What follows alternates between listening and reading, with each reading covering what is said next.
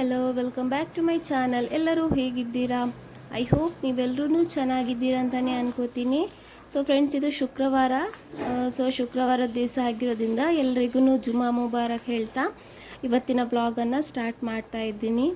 ಇವತ್ತು ಬೆಳಿಗ್ಗೆ ಮಕ್ಕಳಿಗೆ ಇಲ್ಲಿ ನಾನು ಪಲಾವ್ ಮಾಡ್ತಾ ಇದ್ದೀನಿ. ಬಟ್ ನಾನು ಪಲಾವ್ ಮಾಡುವಾಗ ನಾನು ಅಂದ್ಕೊಂಡೆ ಆಲೂಗಡ್ಡೆ ಇದೆ ಅಂತೇಳಿ, ಬಟ್ ನೋಡುವಾಗ ಆಲೂಗಡ್ಡೆ ಖಾಲಿ ಆಗಿಬಿಟ್ಟಿತ್ತು. ಸೊ ಹಾಗಾಗಿ ಮಟರ್ ಇದೆಯಲ್ವ, ಬಟಾಣಿ, ಅದನ್ನು ಕ್ಯಾರೆಟ್ ಬೀನ್ಸ್ ಎಲ್ಲ ಹಾಕಿ ಮಾತ್ರ ಪಲಾವ್ ಮಾಡಿರೋದು. ವೈಟ್ ಕಲರ್ ಇದು ಪಲಾವ್ ಮಾಡಿದ್ದೀನಿ. ಹಾಗೆಯೇ ಈ ಕೊತ್ತಂಬರಿ ಸೊಪ್ಪು, ನಂದು ಕೊತ್ತಂಬರಿ ಸೊಪ್ಪು ಜಾಸ್ತಿಯಾಗಿ ಹಾಳಾಗಲ್ಲ, ಚೆನ್ನಾಗೇ ಇರುತ್ತೆ. ಬಟ್ ಇದು ಮೊನ್ನೆ ತಗೊಬಂದಿರೋದೇನಾಗಿದೆ ಅಂದರೆ ಏನೋ ಒಂದೇನೋ ಕೆಟ್ಟೋಗಿತ್ತೇನೋ, ನಾನು ಅರ್ಜೆಂಟಿಗೆ ನೋಡಿತ್ತಿಲ್ಲ. ಸೊ ಎಲ್ಲನೂ ಒಂಥರ ಗಜಿಬಿಜಿ ಥರ ಆಗುತ್ತಲ್ವ, ಆ ಥರ ಆಗಿಬಿಟ್ಟಿತ್ತು. ಸೊ ಇವಾಗ ಪಲಾವ್ ರೆಡಿಯಾಗಿದೆ. ತುಂಬಾ ಟೇಸ್ಟಿಯಾಗಿ ಬಂದಿತ್ತು ಪಲಾವ್. ಇದ್ರದ್ದು ರೆಸಿಪಿ ನಾನು ಹಾಕಿಲ್ಲ, ಯಾವಾಗಲೂ ಮಸಾಲೆ ಥರ ಮಾಡ್ತೀನಿ ಪಲಾವ್. ಬಟ್ ಇವತ್ತು ಸ್ವಲ್ಪ ಸಿಂಪಲಾಗಿ ಲೈಟಾಗಿ ಮಸಾಲ ಹಾಕಿ ವೈಟ್ ಕಲರ್ ಇದು ನಾನಿಲ್ಲಿ ಪಲಾವ್ ಮಾಡಿರೋದು. ತುಂಬಾ ಚೆನ್ನಾಗಿತ್ತು.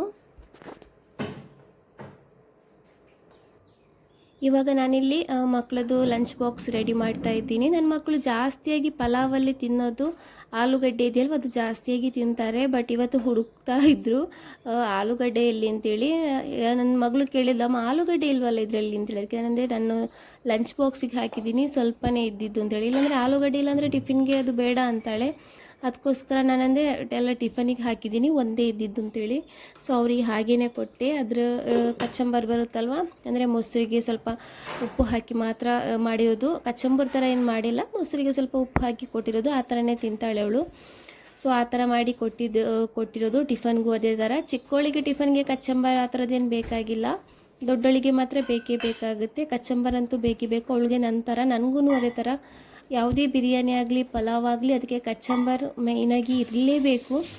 ಸೊ ದೊಡ್ಡೋಳು ಅದೇ ಥರ ನಂತರನೇ ಅವಳಿಗೆ ಕಚ್ಚಂಬರ್ ಬೇಕೇ ಬೇಕು. ಕಚ್ಚಂಬರಲ್ಲಂದ್ರೂ ಅಟ್ಲೀಸ್ಟ್ ಮೊಸರು ಆದ್ರೂ ಇರಲೇಬೇಕು ಅವಳಿಗೆ. ಸೊ ಇವಾಗ ಹೌದು, ನಾನಿಲ್ಲಿ ಲಂಚ್ ಬಾಕ್ಸ್ ಎಲ್ಲ ರೆಡಿ ಮಾಡ್ತಾ ಇದ್ದೀನಿ.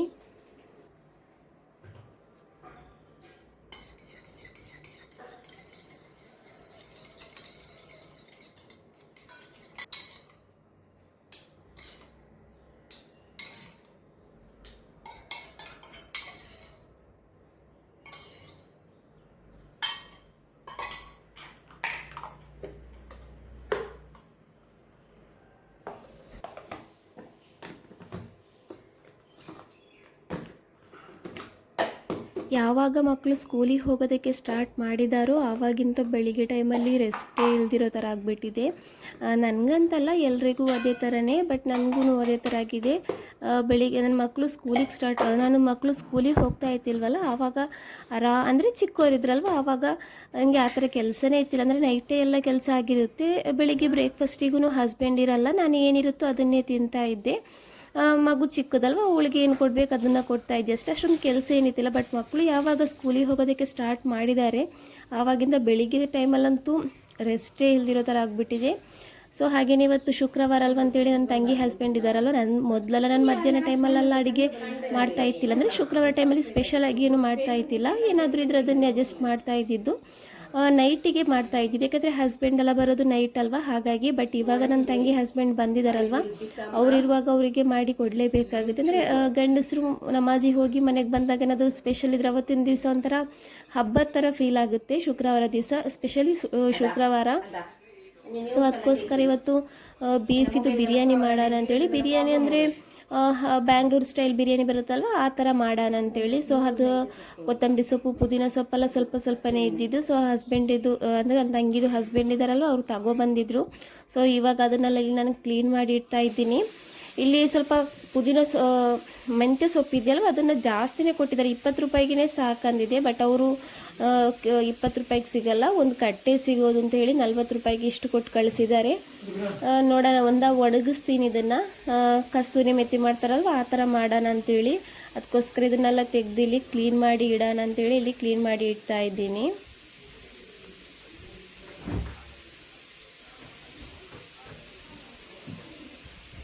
ಸೊ ಬೆಳಿಗ್ಗೆನೇ ತಗೊಬಂದಿದ್ರು ಬೀಫನ್ನು. ನಾನು ಫ್ರಿಜ್ಜಲ್ಲಿ ಇಟ್ಟಿದ್ದೆ, ಸ್ವಲ್ಪ ಕೆಲಸ ಇತ್ತು ಅಂತೇಳಿ.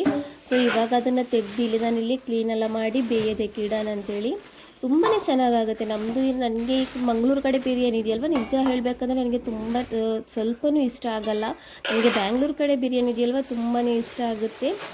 ತುಂಬ ಅಂದರೆ ತಿಂದರೆ ತಿಂತಾ ಇರೋಣ ಅಂತೇಳಿ ಅನಿಸುತ್ತೆ. ಬಟ್ ಇಲ್ಲಿದು ಬಿರಿಯಾನಿ ಇದೆಯಲ್ವ, ಮಂಗಳೂರು ಕಡೆದು ಬಿರಿಯಾನಿ ಒಂದು ಸಲ ತಿಂದರೆ ಅಯ್ಯೋ ಸಾಕು ಅಂತೇಳಿ ಆ ಥರ ಒಂಥರ ಬೇಡ ಅಂತೇಳಿ ಅನಿಸುತ್ತೆ. ಒಂದು ಟೈಮಿಗೆ ಸಾಕಾಗುತ್ತೆ. ಬಟ್ ಇದು ಆ ಥರ ಅಲ್ಲ, ಮಧ್ಯಾಹ್ನ ತಿಂದ್ರೂ ರಾತ್ರಿನೂ ತಿನ್ನೋಣ ಅಂತೇಳಿ ಅನಿಸುತ್ತೆ. ತುಂಬ ಚೆನ್ನಾಗಾಗುತ್ತೆ ಆ ಬಿರಿಯಾನಿ. ಸೊ ಅದನ್ನು ಇವತ್ತು ನಾನಿಲ್ಲಿ ಮಾಡ್ತಾ ಇರೋದು. ಸೊ ಇವಾಗ ಬೀಫೆಲ್ಲ ಚೆನ್ನಾಗಿ ವಾಶ್ ಮಾಡಿ ಆಯಿತು. ಇವಾಗ ಅದನ್ನು ಕುಕ್ಕರಿಗೆ ಹಾಕ್ತಾಯಿದ್ದೀನಿ. ಕುಕ್ಕರಿಗೆ ನಾನಿದು ಮೊದಲು ಇದನ್ನು ಬೇಯಿಸ್ತೀನಿ, ಯಾಕೆಂದರೆ ಸ್ವಲ್ಪ ಬೇಯೋದಕ್ಕೆ ಸ್ವಲ್ಪ ಟೈಮ್ ಹಿಡ್ಕೊಳ್ಳುತ್ತಲ್ವ. ಸೊ ಹಾಗಾಗಿ ಸ್ವಲ್ಪ ಇದನ್ನು ಕುಕ್ಕರಲ್ಲಿ ಬೇಯಿಸೋದು. ಇಲ್ಲಿ ಸ್ವಲ್ಪ ಅರಿಶಿನ ಪುಡಿ, ಒಂದು ಸ್ವಲ್ಪ ಖಾರದ ಪುಡಿನೂ, ಆಮೇಲೆ ಸ್ವಲ್ಪ ಉಪ್ಪು ಹಾಕಿ ಎಷ್ಟು ನೀರು ಬೇಕು ಅಂದರೆ ನಾನು ಇಲ್ಲಿ ಒಂದು ಗ್ಲಾಸಷ್ಟು ನೀರನ್ನು ಹಾಕ್ಕೋತಾ ಇದ್ದೀನಿ ಇದನ್ನು ಬೇಯೋದಕ್ಕೆ. ಸೊ ಇದನ್ನು ಇವಾಗ ನಾನು ಚೆನ್ನಾಗಿ ಮಿಕ್ಸ್ ಮಾಡಿ ಬೇಯೋದಕ್ಕೆ ಇಡ್ತೀನಿ.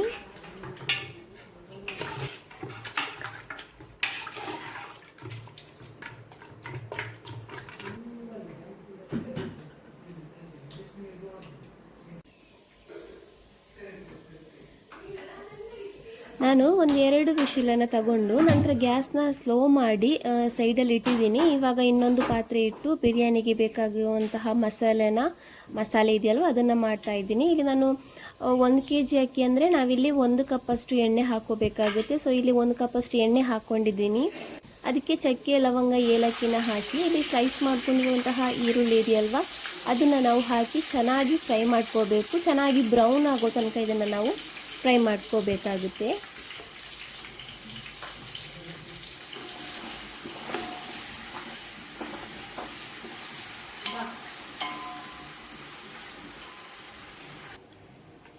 ಇವಾಗ ಬೀಫ್ ಇದೆಯಲ್ವ ಅದೂ ಚೆನ್ನಾಗಿ ಬೆಂದಿದೆ ನೋಡಿ. ನಾನು 2 ವಿಶಿಲ್ ತಗೊಂಡು ನಂತರ ಒಂದು 15 ನಿಮಿಷ ಇದನ್ನು ಗ್ಯಾಸ್ ಫ್ಲೇಮ್ನ ಸ್ಲೋ ಮಾಡಿ ಇಟ್ಟು ಬೇಯಿಸಿರೋದು. ಚೆನ್ನಾಗಿ ಬೆಂದಿದೆ. ನನಗೆ ಈ ಥರ ಚೆನ್ನಾಗಿ ಬೇಯಬೇಕು. ನನಗಂತಲ್ಲ ಎಲ್ರಿಗೂ ನಮ್ಮ ಮನೆಯಲ್ಲಿ ಚೆನ್ನಾಗಿ ಬಂದರೆ ಇಷ್ಟ ಆಗುತ್ತೆ. ಸೊ ಇವಾಗ ಇಲ್ಲಿ ನಾನು ಈರುಳ್ಳಿ ಚೆನ್ನಾಗಿ ಫ್ರೈ ಆಗಿದೆ, ಗೋಲ್ಡನ್ ಕಲರ್ ಬ್ರೌನ್ ಆಗಿದೆ. ಇವಾಗ ಇದಕ್ಕೆ ನಾನಿಲ್ಲಿ 4 ಟೊಮೆಟೊ ಹಣ್ಣನ್ನು ಹಾಕ್ಕೊಂಡಿದ್ದೀನಿ. ನಾನು ಅದೇ ಹೇಳೋದು 1 kg ಅಕ್ಕಿ ಅಂದರೆ 4 ಈರುಳ್ಳಿ, 4 ಟೊಮೆಟೊ ಹಣ್ಣು, ದೊಡ್ಡ ಸೈಜ್ ಇದಾದರೆ 3 ಟೊಮೆಟೊ ಹಣ್ಣನ್ನು ಹಾಕ್ಕೊಳ್ಳಿ. ಇವಾಗ ಇದಕ್ಕೆ ನಾನಿಲ್ಲಿ ಸ್ವಲ್ಪ ಉಪ್ಪನ್ನು ಹಾಕ್ಕೊಂಡಿದ್ದೀನಿ, ಯಾಕೆಂದರೆ ಟೊಮೆಟೊ ಹಣ್ಣೆಲ್ಲ ಬೇಗ ಫ್ರೈ ಆಗಬೇಕಲ್ವ ಅದಕ್ಕೋಸ್ಕರ. ನಂತರ ಇದಕ್ಕೆ ನಾನು 1.5 ಸ್ಪೂನಷ್ಟು ನಾನು ಶುಂಠಿ ಬೆಳ್ಳುಳ್ಳಿ ಪೇಸ್ಟನ್ನು ಹಾಕ್ಕೊಂಡಿದ್ದೀನಿ. ಹಾಗೆಯೇ ಇಲ್ಲಿ ಮೆಂತ್ಯ ಸೊಪ್ಪು, ಕೊತ್ತಂಬರಿ ಸೊಪ್ಪು, ಪುದೀನ ಸೊಪ್ಪು ಇದನ್ನು ಹಾಕಿ ಚೆನ್ನಾಗಿ ಫ್ರೈ ಮಾಡ್ಕೋತಾ ಇದ್ದೀನಿ.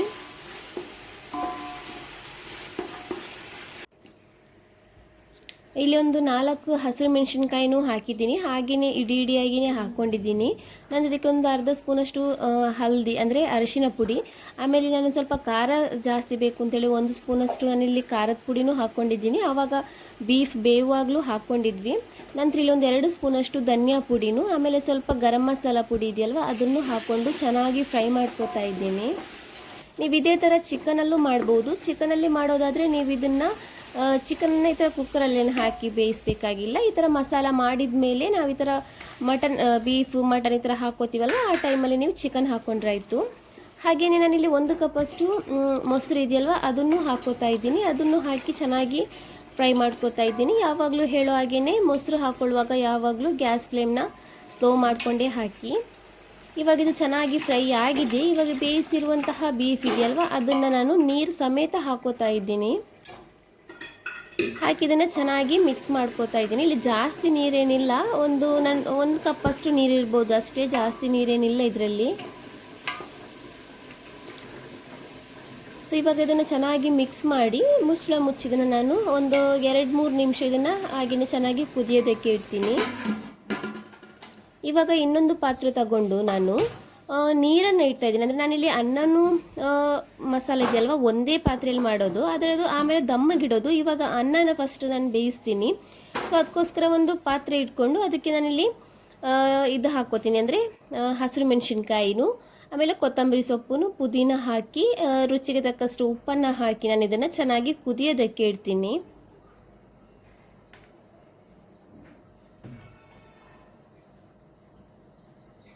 ಇವಾಗ ಇದು ಚೆನ್ನಾಗಿ ಕುದಿ ಬರಬೇಕು. ನಾನಿಲ್ಲಿ ಕೋಲಂ ರೈಸನ್ನು ಯೂಸ್ ಮಾಡಿರೋದು. ನೀವು ಬೇಕಂದರೆ ಸೋನಾ ಮಸೂರಿ ಬರುತ್ತಲ್ವ, ಬುಲೆಟ್ ರೈಸ್ ಎಲ್ಲ ಬರುತ್ತಲ್ವ, ಅದನ್ನು ಯೂಸ್ ಮಾಡ್ಬೋದು. ಬಾಸ್ಮತಿ ರೈಸನ್ನು ಯೂಸ್ ಮಾಡ್ಬೋದು. ನಾನಿಲ್ಲಿ ಕೋಲಂ ರೈಸ್ ಬರುತ್ತಲ್ವ ಅದನ್ನು ಹಾಕ್ಕೊಂಡಿದ್ದೀನಿ. ಇದನ್ನು ನಾನು ನೆನೆಯೋದಕ್ಕೆ ಹಾಕಿಲ್ಲ, ವಾಶ್ ಮಾಡಿಟ್ಟಿರೋದಷ್ಟೇ. ಸೊ ಇದನ್ನು ಹಾಕಿ ಇದನ್ನು ನಾನು ಒಂದು ಅರ್ಧ ಭಾಗದಷ್ಟು ಬೇಯಬೇಕು. ಅಲ್ಲಿ ತನಕ ನಾನು ಇದನ್ನು ಬೇಯಿಸ್ತೀನಿ.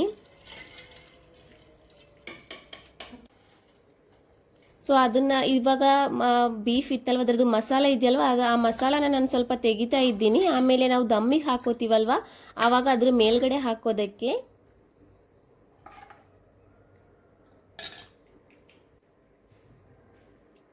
ಇಷ್ಟು ತಗೊಂಡಿದ್ದೀನಿ, ಇದನ್ನು ಮೇಲ್ಗಡೆ ಹಾಕೋಣ.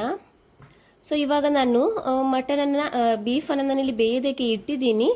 ಅಂದರೆ ಗ್ಯಾಸನ್ನ ಆನ್ ಮಾಡಿ ಇಟ್ಟಿದ್ದೀನಿ. ಇವಾಗ ನಾವಿಲ್ಲಿ ಬೇಯಿಸಿರುವಂತಹ ಅನ್ನ ಒಂದು ಅರ್ಧ ಭಾಗದಷ್ಟು 50% ಅಷ್ಟು ಬೇಯಿಸಿದ್ದೀನಿ. ಈ ಅನ್ನ ಇದೆಯಲ್ವ, ರೈಸ್ ಇದೆಯಲ್ವ, ಅದನ್ನು ನಾನು ಈ ಬೀಫ್ ಇದೆಯಲ್ವ, ಬೀಫಿದು ಮಸಾಲ ಅದಕ್ಕೆ ಹಾಕೋತಾ ಇದ್ದೀನಿ. ಹಾಕಿ ಮೇಲ್ಗಡೆಗೆ ನಾನು ಈ ಥರ ಮಸಾಲೆ ಹಾಕೋತಾ ಇದ್ದೀನಿ. ನಾವು ಆವಾಗಲೇ ತೆಗೆದಿಟ್ಟಿರುವಂತಹ ಮಸಾಲೆ ಇದೆಯಲ್ವ, ಅದನ್ನು ಹಾಕೋತಾ ಇದ್ದೀನಿ.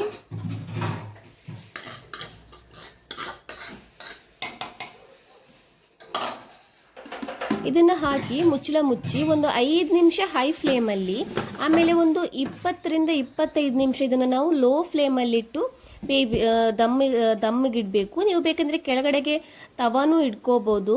ಸೊ ಇದು ವಿಡಿಯೋ ಕ್ಲಿಪ್ ಮಿಸ್ ಆಯಿತು, ಅದು ತೆಗಿಯುವಾಗ ನಾನು ಅಂದ್ಕೊಂಡೆ ಕ್ಯಾಮ್ರಾ ಆನ್ ಇದೆ ಅಂತೇಳಿ, ಬಟ್ ಕ್ಯಾಮ್ರಾ ಆನ್ ಇತ್ತಿಲ್ಲ. ಸೊ ತುಂಬಾ ಚೆನ್ನಾಗಿ ಬಂದಿತ್ತು ಬೀಫ್ ಬಿರಿಯಾನಿ, ತುಂಬಾ ಚೆನ್ನಾಗಾಗುತ್ತೆ. ನೀವೊಂದ್ಸಲ ಈ ಥರ ಟ್ರೈ ಮಾಡ್ಕೊಂಡು ನೋಡಿ. ಬೀಫ್ ಇದೆಯಲ್ವ ಎಲ್ಲ ಚೆನ್ನಾಗಿ ಬೆಂದಿತ್ತು, ಚೆನ್ನಾಗಾಗಿತ್ತಿದ್ದು. ನಿಮಗೆ ಮಸಾಲೆ ಕಮ್ಮಿ ಥರ ಕಾಣಿಸ್ಬೋದು, ಬಟ್ ಟೇಸ್ಟ್ ಅಂತೂ ತುಂಬಾ ಚೆನ್ನಾಗಿತ್ತಿದ್ದು. ಒಂದ್ಸಲ ಟ್ರೈ ಮಾಡ್ಕೊಂಡು ನೋಡಿ. ಸೊ ಫ್ರೆಂಡ್ಸ್, ಇವಾಗ ನಮ್ಮದು ಊಟ ಎಲ್ಲ ಆಗಿದೆ. ಮಲ್ಗೋದಕ್ಕೆ ಅಂತೇಳಿ ಹೋಗುವಾಗ ನಾನು ನಿನ್ನೆ ತಗೊಬಂದಿದ್ನಲ್ಲ, ಅದು ತೋರಿಸಿದ್ದಿಲ್ವಲ್ಲ, ಸೊ ಅದನ್ನು ತೋರಿಸೋಣ ಅಂತೇಳಿ ಅದೇ ಕಿಚನ್ದು ಮೇಕ್ ಓವರ್ ಸ್ಟಾರ್ಟ್ ಮಾಡಬೇಕು ಅಂತೇಳಿ, ಇಲ್ಲಿಗೆ ಪರ್ದೆ ಥರ ಹಾಕೋಬೇಕು ಅಂತೇಳಿ ಅದಕ್ಕೆ ನಾನು ಮೆಟೀರಿಯಲ್ನ ತಗೊಬಂದಿದ್ದೀನಿ. ನೋಡಿ, ಈ ಮೆಟೀರಿಯಲ್ನ ತಗೊಬಂದಿದ್ದೀನಿ. ಇದು ನೋಡೋಕೆ ಈ ಥರ ಕಾಣಿಸುತ್ತೆ, ಬಟ್ ಇದು ಸ್ಟಿಚ್ ಆದಮೇಲೆ ಇಲ್ಲಿ ಪರ್ದೆ ಹಾಕುವಾಗ ತುಂಬಾ ಚೆನ್ನಾಗಿ ಕಾಣಿಸುತ್ತೆ. ಯಾಕೆಂದರೆ ನಮ್ಮದು ನೆಲನೂ ಇದೆಯಲ್ವಾ, ವೈಟ್ ಅಲ್ಲ, ಒಂಥರ ಆಫ್ ವೈಟ್ ಥರ ಬರುತ್ತಲ್ವ, ಆ ಥರ ಕಲರ್ ಅಲ್ವ. ಸೊ ಹಾಗಾಗಿ ಇದೂ ಒಂಥರ ಆಫ್ ವೈಟ್ ಎಲ್ಲೋ ಥರ ಆಗಿ ತುಂಬಾ ಚೆನ್ನಾಗಿ ಕಾಣಿಸುತ್ತೆ. ಇದಕ್ಕೆ ನಾನು ಈ ಥರ ಲೇಸ್ ಇದೆಯಲ್ವ, ಅದನ್ನು ತಗೊಂಡಿದ್ದೀನಿ. ಇದನ್ನ ಈ ತರ ಇಡೋದಕ್ಕೆ ತುಂಬಾ ಚೆನ್ನಾಗಿ ಕಾಣಿಸುತ್ತೆ. ನಾನು ಈ ತರ ಇಟ್ಟು ನೋಡಿದ್ದೆ, ತುಂಬಾ ಚೆನ್ನಾಗಿ ಕಾಣಿಸುತ್ತೆ. ಅವಾಗ ಏನಾಗುತ್ತೆ ಅಂದ್ರೆ ಈ ತರ ಕೆಳಗಡೆ ಎಲ್ಲ ಇದೆಯಲ್ವಾ, ಅದೆಲ್ಲ ಕವರ್ ಆಗುತ್ತೆ. ಮಾಡ್ಯುಲರ್ ಕಿಚನ್ ಅಲ್ಲ ನಮ್ದು. ಸೊ ಆವಾಗ ಏನಾದರೂ ಒಂದು ಜುಗಾಡ್ ಮಾಡ್ಬೇಕಲ್ವಾ, ಸೊ ಅದಕ್ಕೋಸ್ಕರ ಈ ತರ ಹಾಕಿದ್ರೆ ಚೆನ್ನಾಗಿ ಕಾಣಿಸುತ್ತೆ. 3 ಪಾರ್ಟಿಷನ್ ತರ ಮಾಡಬೇಕು. ಇಲ್ಲಿಗೆ ಒಂದು ಮಾಡಬೇಕು, ಆಮೇಲೆ ಇಲ್ಲಿಂದ ಇಲ್ಲಿಗೆ, ಆಮೇಲೆ ಇಲ್ಲಿಂದ ಇಲ್ಲಿಗೆ. ಯಾಕಂದ್ರೆ ಮಧ್ಯದಲ್ಲಿ ಓಪನ್ ಬಿಡಬೇಕು, ಏನಾದರೂ ತೆಗಿಯೋದಾದ್ರೆ ಇಡೋದಾದ್ರೆಲ್ಲ ಜಾಗ ಬೇಕಲ್ವ. ಸೊ ಅದಕ್ಕೋಸ್ಕರ ಸೊ ಇದನ್ನ ಸ್ಟಿಚಿಗೆ ಕೊಡಬೇಕು. ಸ್ಟಿಚ್ ಆದ್ಮೇಲೆ ನಾನು ನಿಮಗೆ ತೋರಿಸ್ತೀನಿ ಯಾವ ಥರ ಆಗಿದೆ ಅಂತೇಳಿ. ಸೊ ಫ್ರೆಂಡ್ಸ್, ಇವಾಗ ಮಕ್ಕಳು ಸ್ಕೂಲಿಂದ ಬರೋ ಟೈಮ್ ಆಯಿತು. ಸೊ ಅದಕ್ಕೋಸ್ಕರ ನಾನು ನಿನ್ನೆ ಬರುವಾಗ ಜೋಳ ಇದೆಯಲ್ವ, ಅದನ್ನು ತಗೊಬಂದಿದ್ದೆ, ಸ್ವೀಟ್ ಕಾರ್ನ್. ಅದನ್ನು ಬಾಯ್ಲ್ ಮಾಡಿ ಕೊಡೋಣ ಅಂತೇಳಿ. ಮೊನ್ನೆ ನಾವು ಟ್ರೆಂಡ್ ಮಾಡಿದ್ವಲ್ವ, ಎಲ್ಲ ಫ್ರೂಟ್ಸ್ ಎಲ್ಲ ಹಾಕಿ ಉಪ್ಪು ಖಾರ ಹುಳಿ ಎಲ್ಲ ಹಾಕಿ ತಿನ್ನೋದು. ಅದರಲ್ಲಿ ಜಾಸ್ತಿ ಡಿಮ್ಯಾಂಡಿಂಗ್ ಇದ್ದಿದ್ದೆ ಸ್ವೀಟ್ ಕಾರ್ನಿಗೆ. ಬಟ್ ಅವತ್ತು ಸ್ವಲ್ಪ ಕಮ್ಮಿ ಆಗಿಬಿಟ್ಟಿತ್ತು ಸ್ವೀಟ್ ಕಾರ್ನ್. ಅದಕ್ಕೋಸ್ಕರ ಇವತ್ತು ನಿನ್ನೆ ಬರುವಾಗ ತಗೊಬಂದಿದ್ದೆ. ಅದನ್ನು ಬಾಯ್ಲ್ ಮಾಡಿ ಉಪ್ಪು ಖಾರ ಹುಳಿ ಎಲ್ಲ ಹಾಕಿ ತಿನ್ನೋಣ ಅಂತೇಳಿ. ಸೊ ಹಾಗೆಯೇ ಇವಾಗ ಅದನ್ನು ನಾನಿಲ್ಲಿ ಬಾಯ್ಲ್ ಮಾಡೋದಕ್ಕೆ ಇಡ್ತಾ ಇದ್ದೀನಿ. ತುಂಬ ಚೆನ್ನಾಗಾಗುತ್ತೆ ಸ್ವೀಟ್ ಕಾರ್ನ್ ಬೇಯಿಸಿ ತಿನ್ನೋದಕ್ಕೆ. ಇವಾಗ ಅಂಗಡಿಯಲ್ಲಿ ಒಂದಕ್ಕೆ 25 ರೂಪೀಸ್ ತಗೊಂಡ್ರು. ಬಟ್ ಈ ಥರ ಮಾರ್ತಾ ಬರ್ತಾರಲ್ವ, ಅಂದರೆ ಅದನ್ನು ಸ್ವಲ್ಪ ಸುಟ್ಟು ಉಪ್ಪು ಖಾರ ಎಲ್ಲ ಹಾಕಿ ಕೊಡೋದು 50-60 ರೂಪೀಸ್ ತಗೋತಾರೆ. ಎಷ್ಟೊಂದು ಲಾಭ ಮಾಡ್ಕೋತಾರೆ ಅಂದರೆ ಬೇಜಾರಾಗುತ್ತೆ. ಅದನ್ನೆಲ್ಲ ನಾವೇ ಮನೇಲಿ ಮಾಡ್ಬೋದು.